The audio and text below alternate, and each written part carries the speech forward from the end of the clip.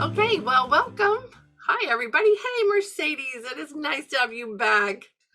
That's so great. It's not fun, you guys. Like, we've not even met each other, all of us, some of us, right? But you see somebody again, it's like, oh, my old friend is back. My dear friend, whatever. I shouldn't say old. Don't say old when you're talking about me. Just kidding. You can. So, my birthday is Monday. Isn't that exciting? I love my birthday so much. That's I'm like such a little kid. So I'm older, big deal. I still get a birthday, right? Isn't that good? Doesn't everybody like that? Anyway, I'm excited. I'll be 59. So I'm almost there. I can't believe it. It seems so crazy. Okay, and we have a new friend today that I met on the Mothers of Influence on that in that group. And can you please do me a favor? I meant to look up this morning how you told me to pronounce your name, and I forgot to do that. So Mhm. would you share with me, sweetie? Yeah, my name is pronounced Katri. Can you hear me? Yes, yes, Katri. Mm-hmm. Okay, that was easy. That should have been easy for me to remember. Welcome. It's nice to have you with us. Thanks. Hi, little people. We like little people here, so it's all good. Okay, so it's June. What are you doing for June? Um, are you asking me? Anybody Oh, who wants to answer. Yeah, you definitely. um, Like for your own personal learning or with your family, or what kinds of things are you trying to accomplish in this lovely month of June as we're in summer? So we just passed the longest day of the year. Is that incredible to everybody else or just me? I can't believe it. I'm kind of in survival mode, so I'm just trying to get through the days. Well, I'm thinking, look at her shirt. Can you girls see her shirt? Oh, Motherhood is a walk in the park. yeah. Then it says Jurassic Park. Yeah. Yeah. I'm gonna mute myself. Sorry. Yeah, no worries. No worries. You're fine. Okay, so do you remember? I mean, some of you were in those days yourself, in just in survival mode, right? Just making it through every day. Well, see, there you go. Hands up. You're not alone, K-Tree. And others are maybe finding little ways to make a little bit of progress. Even survival mode, you're progressing, right? You know, you haven't rolled over and given up, so you're still making progress. Yeah, Mercedes. We did a cute little summer solstice tea time with like a poetry tea time with some neighbors who she's pulling her kids to start homeschooling this fall. And her youngest is older than my youngest. So they're all a little bit older than mine, but really, really cute kids, like really thoughtful, kind children. But she's looked into Well-Educated Heart a little bit and she hasn't caught the vision, and that's fine. But I told her that we have these poetry tea times and she's like, yeah, poetry just isn't for us. And I was like, okay. So then that kind of intimidated me. And I was like, what if I like invite them over and it's awful or something? And they're all just like, this is dumb. But I made like a lemon cake in a really small cake pan, a few different of them. And then I made a little sun out of it. Like I cut them into sixths and I made, so they have little triangles on the outside. And we didn't sing, sorry. I brought flowers and a picture and we had like, tea made. It was iced tea and it was really cute. And we read stories about the solstice and some poems about summer. And it was just like a really cute little short activity that I thought was really fun to like show her. And she has a daughter, she was telling me, that is really into all things when they're like beautiful. Like she loved my little teacups. And oh my gosh, you guys, the weight. If you all do poetry tea time, if you use like old china, test it for lead. That's my PSA. Test your china for lead, because half of my stuff, like my little mismatched cups, had lead and I had to throw them out, which was so sad. But anyway, so we did this poetry tea time with a little family and it was just super cute. Oh. I love that you did that, and I love that it was successful. And I think we need to remember that it doesn't have to be that hard. Yeah, Lindsay. I know, I'm just glad she shared that because I've been having like a little pity party over here thinking I just don't have like, I don't know, like people to do things in person with. Like I want like these other families to get together with and that have caught the vision. And I want it, I want like you guys here with me and all of our kids to play together. And because there's other families around here that homeschool, but again, they're not like crazy. My husband just filled that in for me. They're not crazy like me. So I need other crazy families apparently. And I don't know, but I like that you just did it. And even though they weren't like, just, they're not like, just like you, the same kind of crazy, they, like you just showed them what you did. And I think that's really cute. And I think that's a good idea to just invite people anyway, show them how you do it, show them the beauty of this kind of crazy. and they maybe they'll catch on and they'll just, want to do more things like that with us. So. You have to start somewhere. And how does a person's heart get warmed up? They have to have some initial experiences. Those might as well be with you. You're a safe, kind person for them to have those first experiences with. It's just the hard part is when you have this hopefulness, this, that they're going to come and they're going to love it. And they're going to say, how can I be just like you? Which never happens. So. And I don't mean just like, but how can I want all these same things and want to do all these same activities and think it's all so wonderful? I don't know. But you can do a little bit of just that introduction. Yeah, Lindsay. Yeah, I did that with a couple of families that have expressed interest in Well-Educated Heart, and they've done a little bit of it at home and they live close by. And I just sent him a text yesterday. I'm like, are you following along? Like, have you seen the Bellam at home announcements? And like, I'm so excited about it. I think it'd be so fun if we all did it and we could get together. And they both responded, no, I haven't seen it. I'll go check it out right now. And I was like, okay, good. I'm glad I told you, like, go look at it, get excited with me. But I think it just takes that little like nudge, like, go look at this. You're going to love it. Yeah. Yeah, there has to be a beginning. Everybody, we all had our beginnings, right? And sometimes we forget about that. We want people to jump in right where we're at. I know it's kind of like when you're talking to, well, you don't, nobody here has old enough children, but when you're talking to your older children about potential spouses, and they're looking at their dad or at you and and that's what they're looking for. And it's like, no, we're 40 years down the road. Like you got to look at the 25-year-old version of that model, that thing that you're holding up there, so anyway. So invite them to something easy for you. That's the best thing. Don't try to necessarily custom tailor it for them, because that might be a little bit outside of your comfort zone, right? Isn't it so much more comfortable to be around a person when they're doing or sharing something with you that they love and that they know? Because they're much more comfortable with it. Like if we went up to Melanie's, I would think, oh, Melanie's going to show us her harp and she's going to play a little bit for us, and wouldn't that be wonderful? I don't have to play the harp or even have know very much about the harp to be able to go to Melanie's and enjoy that experience, right? I may not go away thinking, oh, I'm going to order a harp and I'm going to start playing, but I might have had I'm sure I would have had a really good experience just learning some new things and feeling some new feelings. So Melanie, when do you want us? Come on. For real though, I just keep thinking I'm just gonna go to Melanie's house when I feel like totally alone here. You need to take me with you. Yes, of course. I wouldn't go without you. That was you. a given. Okay, thank you. Got a Band-Aid on my finger, which makes it really difficult to play.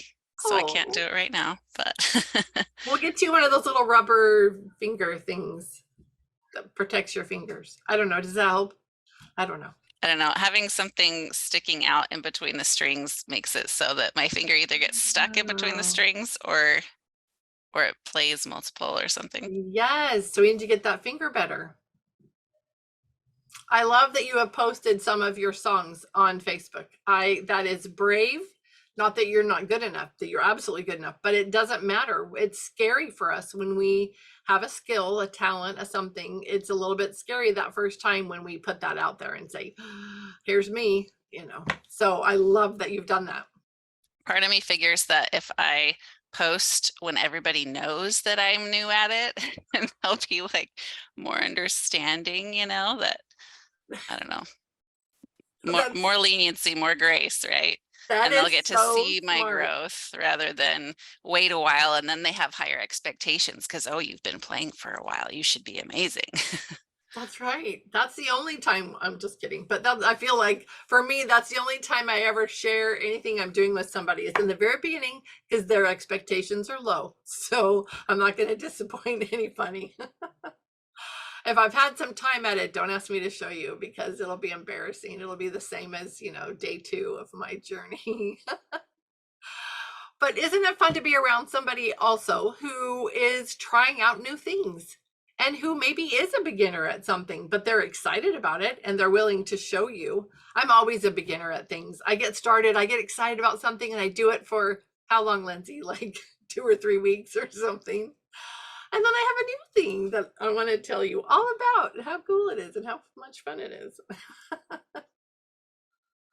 Lindsay has been reading one of our book recommendations from the Forgotten Classics, and I would love to have her share about that a little bit. Look, she's already unmuted. She's so excited.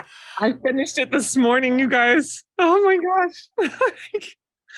I don't know how Gene Stratton Porter can be so in love with nature and then like understand like the human heart and like how people love each other. And oh my gosh, like it's just amazing, like the feelings she stirs up as you read, because you're just like so invested in the lives of these people. And I don't know, and just the goodness. And I think, and that's like, I've read a few of her books now, and there's that theme throughout the whole thing, just these good people. And maybe they, and then there's always the people who are like hesitant to trust the good, and they assume the worst, and then they learn that no, there is good in the world. And so you're learning that with them and seeing just these really good qualities in people. I don't know if I'm explaining this well enough, but just the harvester, this man is just like the best person you could ever think. Like he's just so wonderful and forgiving, and like, anyway, he's lovely. And then the way, I need to write down this quote. I learned that in Audible, you can clip little segments, because I used to just screenshot the time, and now I have to go back and write down the quotes, but you can push clip and it'll save a 30-second clip right there. And then you can put a little note on it to remind you what it was about. So I did that with several quotes, because there were some that I stopped. I even had to pause it and go, oh, wow, that's so good. Like the way nature would like wake them up and stir their hearts and warm their hearts. And at the end, well, I don't know how much I should say, but anyway, he had found that being in the woods and among all this stuff had really warmed his heart. And then it warmed this woman he loved. And then she brings her grandparents. I feel like I've already spoiled too much, but anyway, he knows that it's going to do the same for them. He's like, I've seen it happen twice now. How could it not happen for them too? They're going to love it here, because how could you not love being out here in this beautiful place with the lake and the trees and the flowers? And so it's just amazing, this beautiful setting in nature, and to have them fall in love with nature, and then that warms their hearts enough to fall in love with each other. And it's just, anyway, it's just beautiful. It's been so fun to have Lindsay to have a Marco Polo show up, of her just, oh my gosh, I'm at this part and I don't know what's going to happen. I have to pause.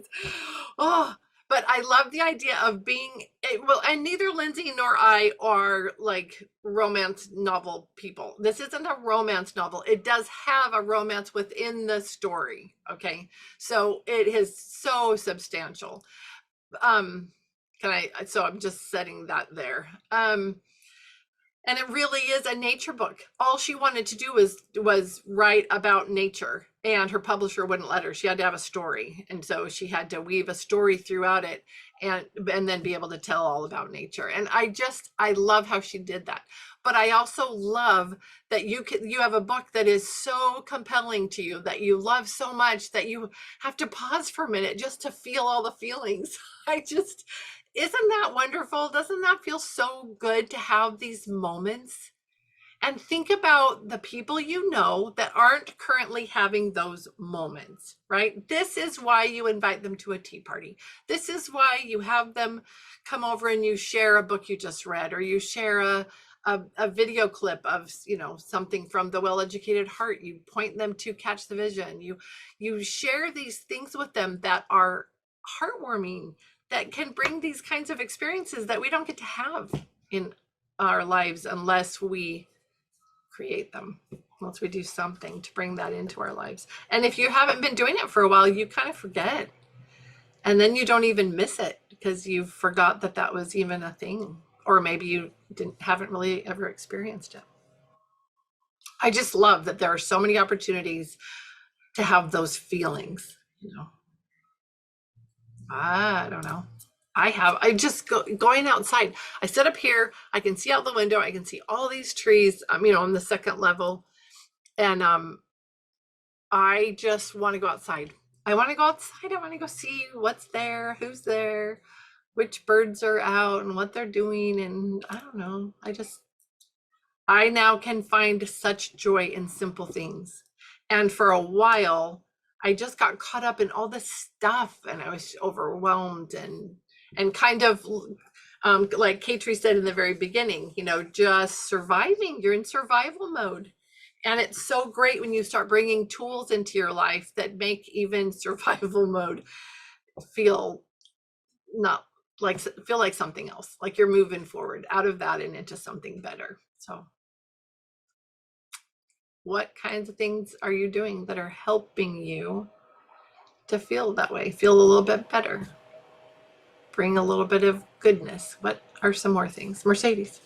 Sorry, I don't mean to talk so much. I haven't been here for so long. No, it's great. But so my children I'm using all this with are very young. I actually just graduated my oldest from high school, public school, just last month. And then my other two teenagers aren't living with us. So it's really just kind of like me and my husband and these two little ones a lot now. And so we read mostly picture books. Occasionally we'll delve into the nature readers and the imaginative stories for forgotten classics, but they're still just really young. But I have been so touched by some of the picture books we've read. They're just these beautiful stories. I was reading, what was I reading yesterday? We're really behind. We're still in month 8. We're in Africa right now. I think it was Wangari's, I don't know how you say her name, Trees for Peace or something like that. And now I can't even see where the book is. It's here somewhere. It doesn't matter. I'll find it. But she talks about how she sees Kenya. She leaves to go to school in America, actually, then comes back to Kenya and she sees that all of the trees have been cut down. And she's thinking, well, this isn't great because the women have to travel further to get their firewood now. And there's all these problems and the ground isn't as yielding anymore because it's just dried out. And so she thinks, well, then I'm going to plant trees. And so she just starts planting little tiny seedlings and it kind of catches on. And the women start coming to her, we would like to do this too. And some of the women would say things like, well, this isn't, this is stupid. We're not going to be able to change anything. And she says, we're planting hope is what we're planting. We're planting seeds of hope. And I thought, isn't that what we're all doing? We're not going to see the fruits of what we're doing potentially for years and years to come. Just like with a tree, you plant a little tree and it's not going to be that great big tree for a long, long time. But if you don't plant it today, when are you going to plant it? And then you just plant it and you hope that with the tree, it's going to do what God has designed it to do. And that with your children, it's going to do what God has designed families and motherhood and nurturing to do. And there's just all these little, reminders, like this is the right way, this is the right path. you're doing the right things. You're planting these seeds of hope all the time. So that was just one of them that has really touched me just in the last couple of days. Lindsay put in the comments that picture books are her favorites. I think picture books are wonderful, and there's so many beautiful lessons to learn there. Yeah, Lindsay. I have this bookshelf behind me, and then I have that one in there, which is all messy right now. But I had all my picture books were in there, and then the rest, like just other books, were in here. And I was missing like the picture books being easy to see and easy to find. Like they were all like, I thought that would be good enough over there, but they were all kind of put out of the way. And so just those last few weeks, I've redone all the bookshelves, and I brought my picture books all in. So they're all like along these bottom rows again, and then made this little section over here so the kids can just sit and be comfy, and the picture books are right there with them. And it has made all the difference again, like just having the picture books like closer to us and right there where we can see them all the time. It's making me so happy. So don't underestimate picture books. They're beautiful. Right, for your children and for you. I love that. Yes, like that's the first place I go, like when we like go into a different topic or whatever. The picture books are where we start, because they're written like with beautiful language. They're written to be read aloud to children. Like they're not for children to just read by themselves. And so they're like, the language is beautiful, and then there's pictures that are beautiful. Like how do you top that? Beautiful words and beautiful pictures all together. It's the best way to do it. Well, and somebody had to be mindful to put a whole story into into fewer words, and so they chose carefully the words that they used. So I like that too. And then you get the pictures, so there's nothing bad about that. I love that. Mhm. So I'm going to share that. One of the ladies asked a question, what bookcases are those that Lindsay has that she's showing you? And they are the IKEA Billy bookcases. They are so versatile because they're inexpensive enough that you can save up and get them. That's what I have in my library. It's just wall to wall, those Billy bookcases. Yep, thanks, Lindsay. Yep, they're great, and they really do hold things well. I was going to say something else when we were talking about the picture books. The trees, the seed, the story. So what Mercedes was sharing about, I was thinking about that and thinking about how so often there are times when we think, well, it's too late. I should have started already. Or you're feeling guilty about all the time you missed because you didn't start planting those seeds earlier, which reminds me of that saying, and I don't remember the numbers, right? But it was something like, when is the best time to plant a tree? Well, that was 15 years ago or something. When's the second best time to plant a tree? Today. So you might not have made it on the first time, but you definitely made it for the second. Okay, Mercedes, let me take you, come off. It's just this one. I figured out where it was. But it's just this beautiful little story, and it's super simple, like easily for a tiny child to sit and listen to. There aren't a ton of words on the pages, but the illustrations are really pretty, and it's just really nice. So it's this one. I'll put it in the comments. All the picture books, like you said, are beautiful. So it doesn't matter necessarily that this is the exact one, but. I love it. And I think it also helps when we love the book, because that comes through as well. Our kids feel that. I love it. Hey, Ruby girl. Oh, can she even hear? Do you have? Yeah, she said hi. I had my thing that she could hear you today. I'm like shutting my windows now because I'm too cold. I don't understand what's happening in California in June. I know. It's so exciting. Earlier today, I was like, I'm a little chilly, but I have to just embrace it because tomorrow I'll be so miserably hot. So it's just crazy. It has been heavenly here. We have had the best weather so far for June. And I know that's hard. It's bad for farmers. How many times am I going to tell you this? We provide your food, people. This valley here, we provide the food for this country and a lot of other places. So you're welcome. But on El Nino year, it's a little bit rough. So, oh, welcome back, Melanie. I'm glad you have alternatives. You can get back on here. Okay, so I've just been doing a little thing for June just to stay on the rotation, just to be mindful of, you know, what's going on. And that is, I'm distracting myself because I remembered another thought I was going to share about the picture books, and I'm totally distracted. So hang on a second, because I have to tell you. Picture books. Here's the other thing about picture books. When Lindsay said that those are the first things she reaches when she's changing a topic, it's the first thing that we reach for with the Pinehurst Academy for Young Ladies. And those are girls that are 14 to 18. It's the picture books. Every week we bring picture books, and usually Lindsay, sometimes I will bring them, but usually Lindsay, and she'll read one or more of those picture books to these girls. And what happens, Lindsay? Do they listen, or do they look like they're bored out of their minds?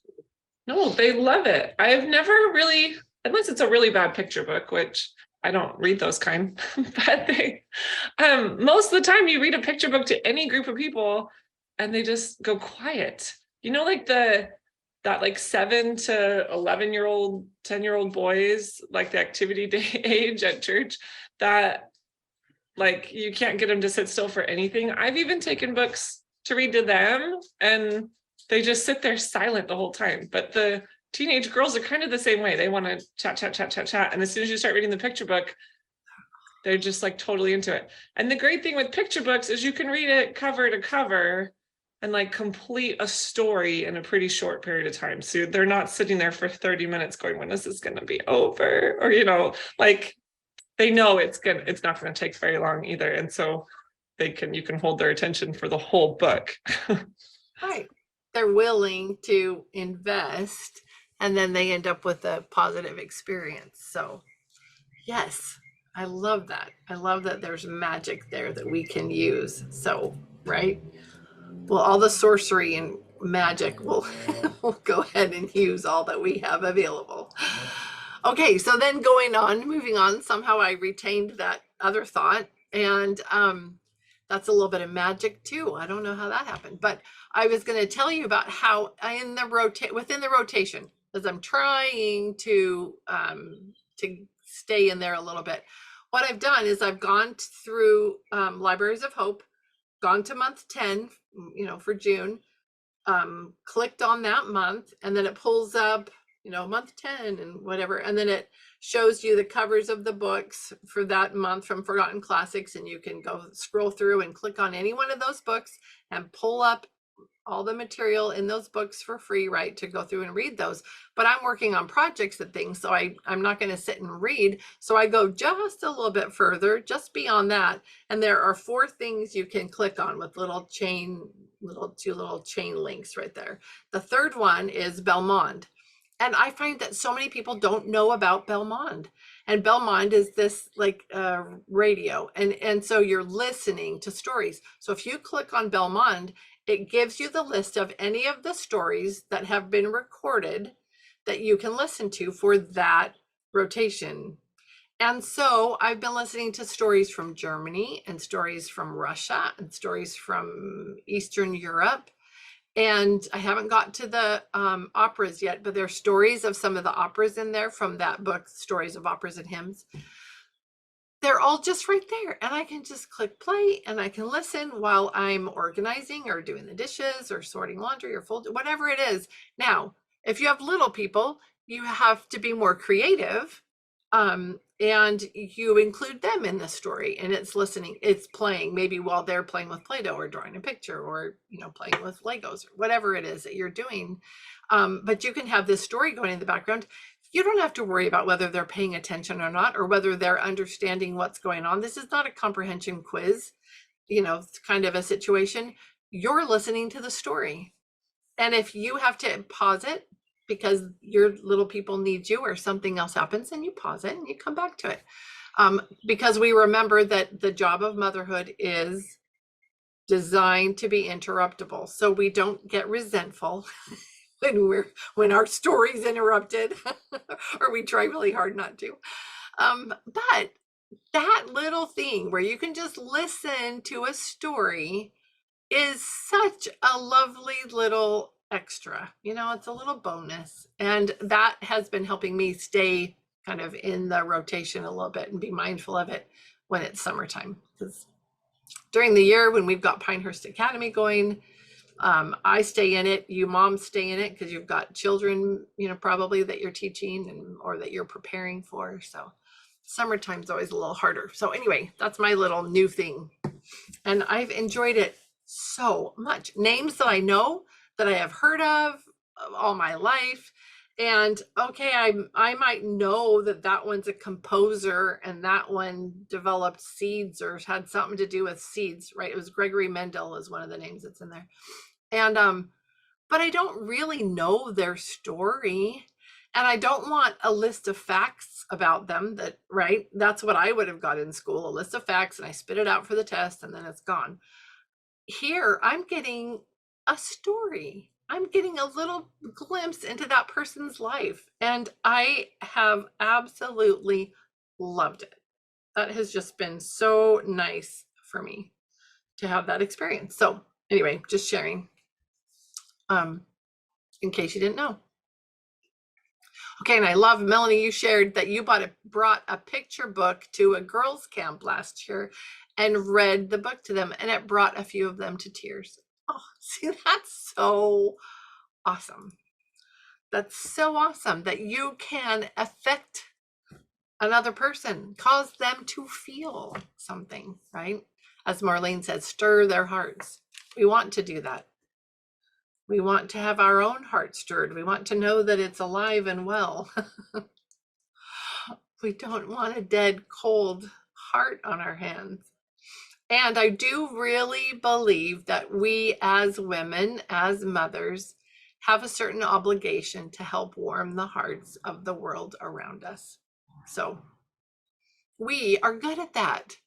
We really are. Satan knows we are, and so he loves to do this thing with negativity and depression, right? He wants to depress all that goodness and keep that down so that it can't get out there. So we can't shine, we can't warm the hearts of those around us. So if you kind of look at it that way, sometimes that's helpful in having you gain a little bit more strength in that battle of not letting the negativity in and trying to push that out, bring more goodness in.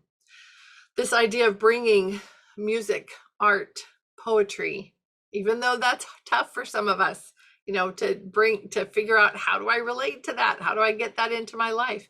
If you start, it'll slowly start to warm up. You'll warm up to the idea of poetry. So music, art, poetry, storytelling, which I think is an easy one, but maybe, I think we all have our ones that are easier for us.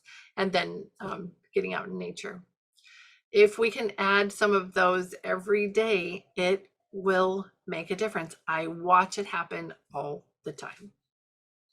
So don't forget about that. If you're feeling discouraged, what's going to come in your head is, I don't have time for that. I don't have time for that, right? And it's like one of those things, like when you feel like you can't pray, that's the time you need to pray, right? You really need to pray. Well, it's the same when you feel like, I don't have time for this stuff. That's when you desperately need to make the time for that. Oh, interesting. Mercedes, talk about that.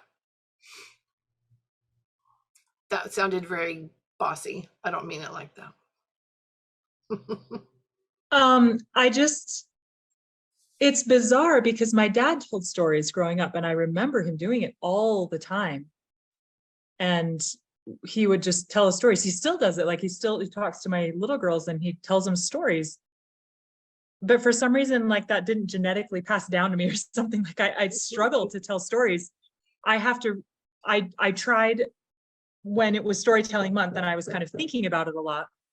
I read over and over and over, a couple versions of Little Red Riding Hood, and I would tell that to my 4-year-old at bedtime, and she loved it. She asked for it all the time, and I did the same with Goldilocks, and she asked for that all the time as well. But I feel like I have to read and read and read and read and read and know the story inside and outside before I can do it. I struggle making up stories. That's really hard. And as always, the way to solve that problem is to just do it, right? To just keep trying and just do it. And if a story is a flop, it's a flop. But that one is the hardest. It's the least organic feeling to me of all of the different aspects of well-educated art. That is really interesting. And I remember when it was storytelling month that you were having some successes there and because I did my homework. Yeah, right. But I don't think it's an unusual thing for a mother to feel overwhelmed with the idea of creating stories, making up stories and telling them to our children. We are tapped out for the most part during those years. And so to consider that we've got to pull something else out of there is just like, people, you don't understand. There's nothing else up there, or whatever's up there is mushy. I'm not going to get anything out of there. That's why dad's jobs are to tell the stories, make up all these goofy stories, and that's okay. Or moms are to repeat the same story, Goldilocks and the Three Bears, like whatever one story you can come up with. Like, how many times does somebody say, ooh, what's a good story? Did somebody think of a good story? And your mind goes blank. You're like, story. I've heard of those. Story. Okay, hold on. I know stories. I know a whole bunch of stories. Like, why can't I think of a story? And maybe Goldilocks is the one you can come up with. Fine. So do Goldilocks over and over and over again. Like your experience, the experience you had, Mercedes, your girls loved it. They weren't getting tired of the same story over and over and over again. They enjoyed it. So why are you trying to feel like I need to be storytelling? Oh, I need to be a master storyteller then. I need to have this, not that it wouldn't be a great thing to work on, but I've got to have this reserve of all these stories. Lindsay. My old slingshot. I was listening to that podcast that you recommended last week that I just started listening to it this morning, telling stories to children or how to tell stories to children. And the most recent episode is on family stories. So I thought, even if you can't think of a story, tell them a story about your childhood or about your grandma. Yeah, something that they don't know and they're going to love it. So it's not something you have to remember all the details, but just. Oh, she froze. Hold on, where is it? Oh, it's not focusing. Hold on, I'm sorry. And I don't know how to make it focus. It's how to tell stories to children. Little podcast and a book, and it's lovely. But yes, the family stories. Tell a story that your kids know that happened to them yesterday. They love to be the subject of the stories. Oh, that is a great idea, Lindsay. Okay, hold on.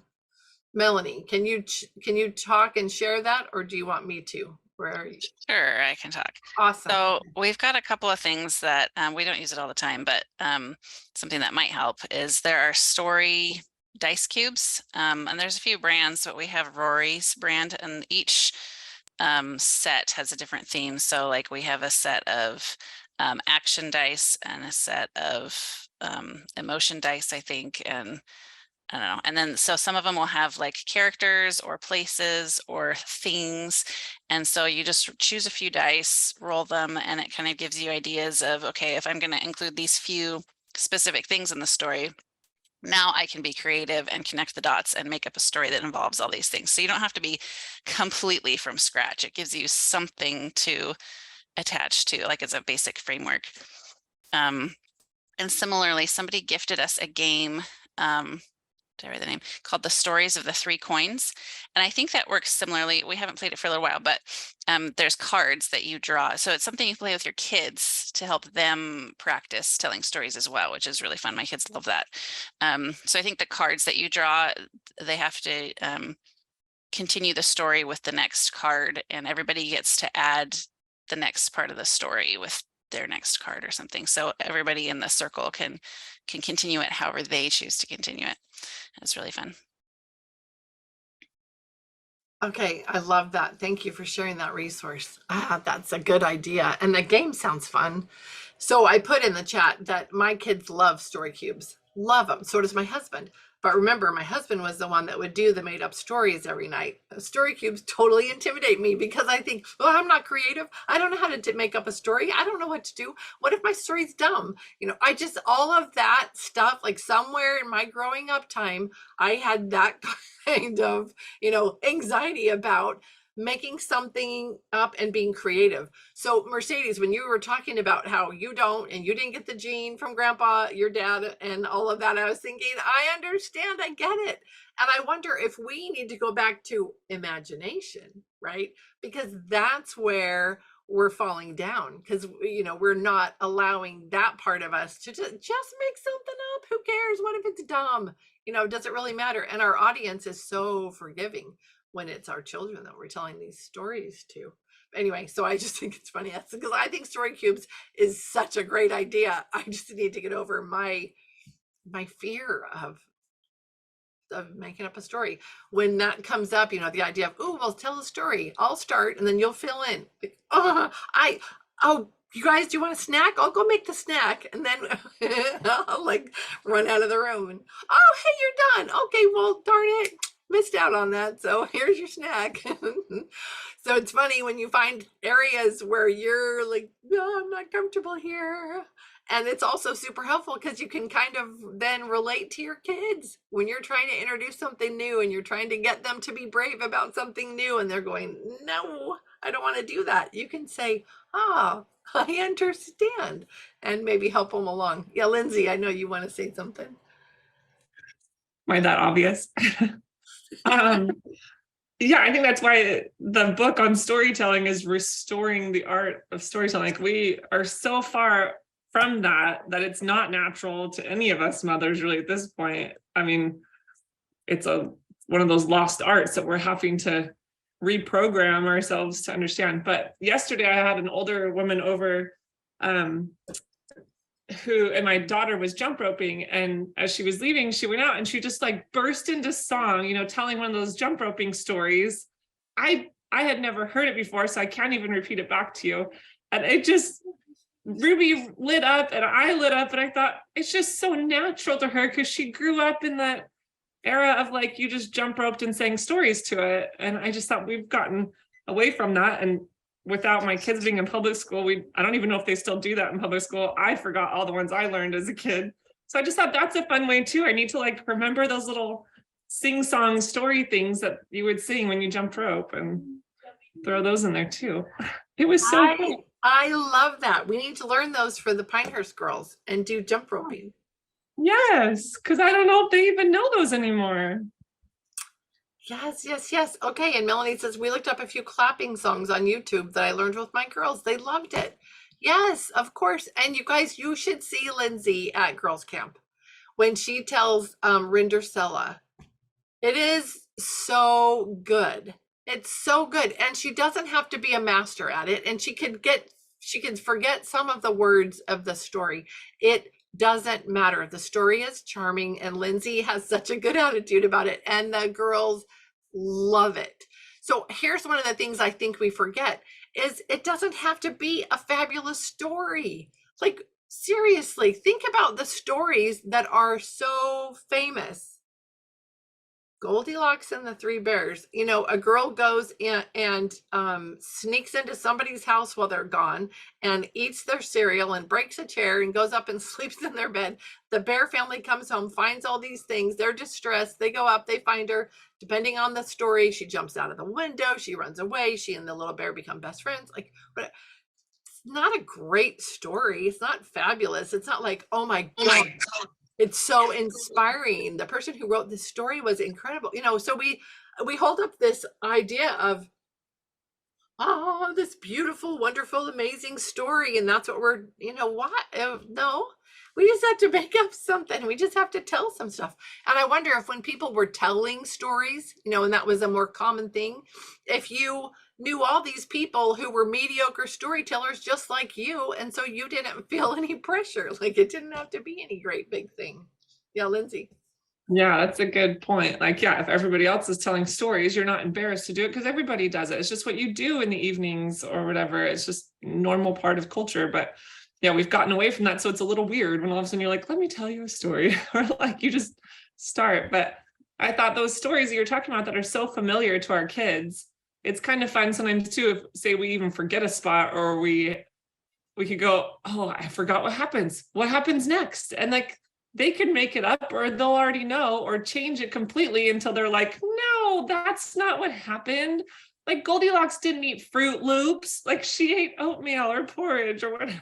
Like you could just change it and make it silly. And then it's just, yeah, you just work with our mushy brains and make it work for us. Exactly. And they will love it because we're engaging with them, and we'll feel good because we're engaging with them. And I think there's the restoring the lost art of storytelling. I mean, that idea, that concept, I think does help me feel like, yeah, this is important. We do need to bring that back. And it could be a gift. Yeah, Melanie. So going back to something that you said earlier about telling family stories, my kids do enjoy hearing and learning the ancestors' family stories and their grandparents' stories, but also through the years, whenever my kids say something silly or there's a funny situation, I try to remember to write it down into just a file in my phone that's attached to my Google account so it can't get lost as easily, you know. And so I just add to the same file. And over the last 6 months or something, my kids kind of discovered it and were like, what? You have all these stories recorded? And last night at bedtime, my girls were like, Mom, can you read us some of those instead of a bedtime story? It's like, I guess, sure. So I read several of them and they just loved it and just ate it up, you know. So there's stories about them growing up, and they just love to hear those over again too. Melanie, I love that. And of course they loved it because they're the stars of the story. So that's so good. And I think Lindsay does something like that on her phone. At least she used to record things that were happening with her kids, you know, and just put it on her phone so that it wouldn't get lost. So that's such a good idea. And last night, my daughter said she loved it so much that she's going to do that with her kids. Oh, Melanie, that's so sweet. I love that. Major win for Mom. Yeah, Lindsay.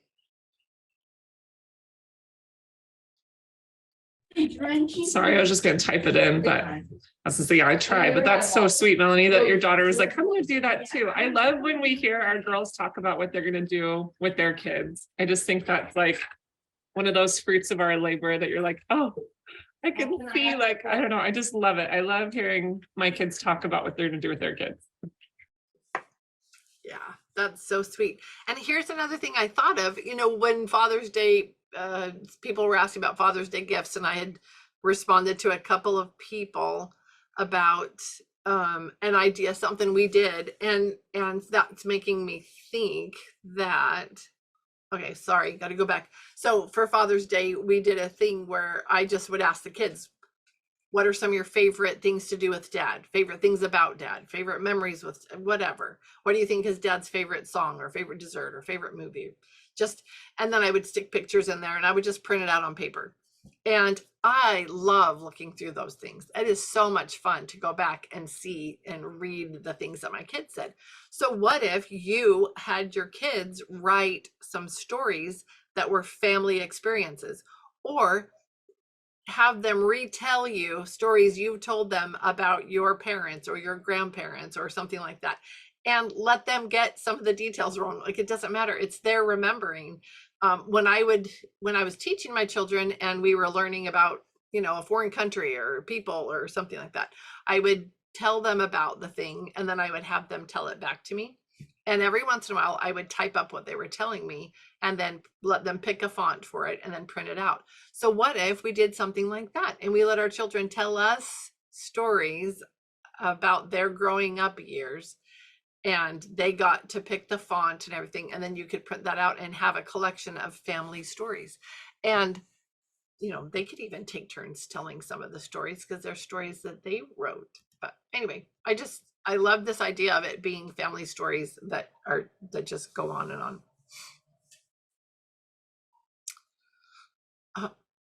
You love that, Lindsay? Thank you. Your house is just full of activity today. My goodness, there's just so many things going on in the background behind you. I love seeing your kids. I love seeing everybody's kids. That just makes me happy to see family things going on. And then, moms are on screen and then all of a sudden they disappear. They come back a little later because life is just going on as we sit here and chat. So it's nice.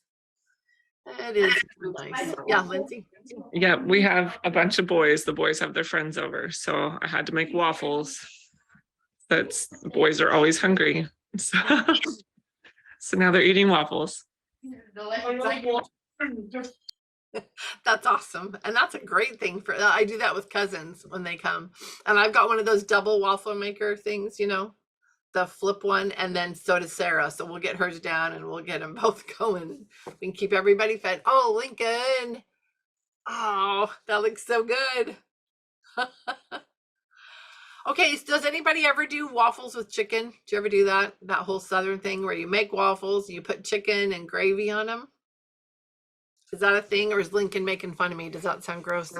No, Lincoln's like, yes, Mom, do that. So he heard you and was like, yes. Yeah, so it's waffles, fried chicken, and gravy. Yeah, those are all of his favorite things on one plate. So he's like, well, there you go. You're welcome, Lincoln. Oh, so fun. All right, ladies, we are getting there. How are we doing time-wise? Oh, yeah, and I have to end on time today. I have a little meeting right after, so I don't get to keep chatting away. Can I just tell you all how much I appreciate this time? Because again, like I was saying, I just kind of feel like I don't have anybody to share my excitement. All these countdowns to Belle I'm at home. I'm over here so excited all by myself. Like, I know Lori is, but like, I just want like another mom that's like excited to use this with their kids. And then I get on here and I'm like, oh, there they are. There's my people. And yeah, I love that. Sorry. What was the last thing you said, Lindsay? I'm sorry. Oh, I just said, yeah, that just gets me through the next week. And then it's exciting to see you all every Friday. I look forward to it. Yeah, me too. And I think I was just editing the one from 2 weeks ago, and Cadence had said something along that very same lines, that just having these virtual friends is just so comforting when you haven't found your in-person ones yet, or that you just aren't finding the time to get together. It's so good to know there are friends right here. So for any of you that are on the fence about Belle at home, if you have questions and stuff, message me. I could probably answer them for you. And I do think it is such a wonderful resource. And I think this idea of it being this little orientation tour kind of through the Well-Educated Heart and the rotation is a good way to look at it. A little helps for learning how to use all of these resources, having teachers that can help you just give you some inspiration and some ideas. There's just a lot there. You don't have to do it ever again. You could just do it for the year. But also knowing that you're supporting this this dream, this idea of the Bellam at home. I mean, the Bellam campus, actually. It's huge. And it's interesting because I hear moms, they're like, yeah, well, we don't get funding in our state, so whatever. And so cute, huh? And I think, okay, but we have to realize that we don't need to be getting things for free. Like, things cost, things have value. And we've lost the idea that educating our children, true education, will cost something. And when we're not willing to pay something for it, that shows what we value, right? Where we put our money shows what we value. And so that really is a real concept. I don't like money. I don't like having things, revolve around that, but I understand, I get it. And I just remember too many things that when people were all in when it was free, but if they had to invest something, then they checked out. And sacrifice, there are things that are worth sacrifice, and this is one of those that I feel like, and I've said in one of my posts, so make bread and sell it, make brownies and sell it, go, I don't know, do something, sell things that you own. Do what you have to do, make changes to your budget. There are some of us who it is not in the cards. Like, we really cannot do it. Pray that something will work out and somehow you could be involved, maybe, and then you can have access to it. Or I don't know. Pray that you'll get all of the extra help that you need, because you cannot avail yourself of that resource right now, or you cannot contribute right now. You're not in a place to do that. That's all right. Heaven will make up the difference for you, and you'll have what you need to keep moving forward, and you won't be left out, but just have faith in that process and value things that have value. Yeah. Mercedes. I don't want to take up a ton of time, but I am curious, because your post like really made me think, and we're in a job loss situation. Like, there truly isn't money, but like, you're like, then sell bread. And I'm like, well, there are things that I could do. What are all of your thoughts on the usefulness of it for my children who are 2 and 4? That's where I'm kind of struggling. Like, even if I had the money, like, I don't even know, like, there's probably some Well-Educated Heart Academy classes that I would take before I would do something like that isn't necessary. It might be over their heads, that are like for mom or something. So I'm going to sign off officially here and say goodbye for the week thing. And then I'm going to chat for just a moment about that. So thanks everybody for coming and being here.